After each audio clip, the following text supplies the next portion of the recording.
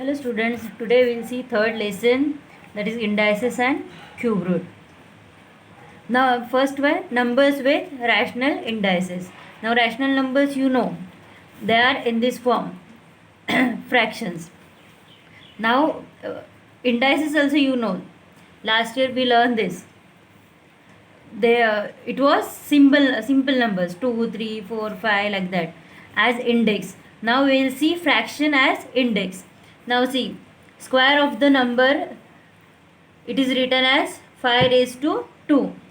That means here 2 is index and 5 is base. For square, index is written as 2, and to show square root of any number, suppose 25 I have written here, square root of 25 is written as 25 raised to 1 by 2. Here see, 25 raised to 1 by 2, that will be equal to under square root 25, square root of 25. Answer will be 5.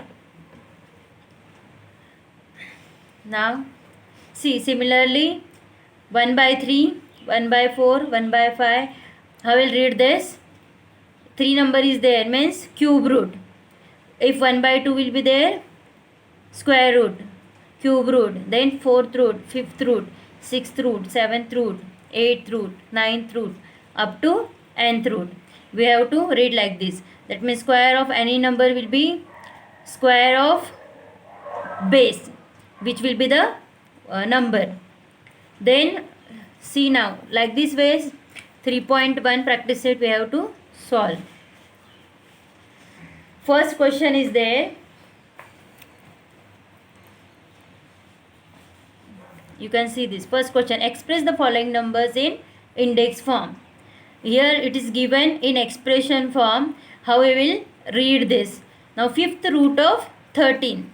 I said you 5th root means 1 upon 5 of 13, means 13 raised to 1 by 5. 6th root of 9, that means 1 upon 6. Square root of 256, square means 1 by 2 of 356. Then cube root of 17, 1 by 3 of 17. 8th root of 100, 100 raised to 1 by 8.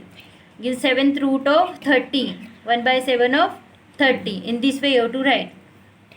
Second question, write in the form nth root of a in each of the following numbers.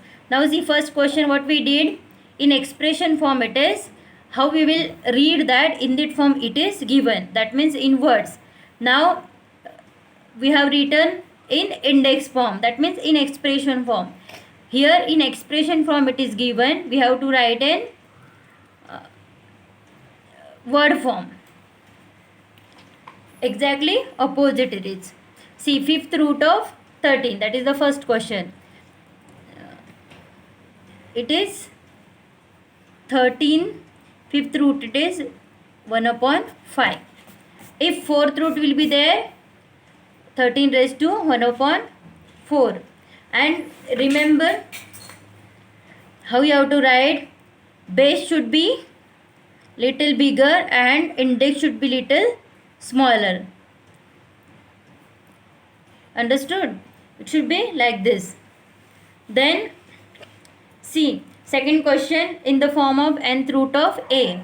The first question, 81 raised to 1 upon 4. 4 is there in denominator, that means 4th root of 81. For remaining question, see, 49 raised to half. Half means 1 by 2. In denominator 2 is there, that means it is square root of 49. Then 1 upon 5, 5th root of 15. Then 1 upon 9, 9th root of 512. 1 upon 19, 19th root of 100.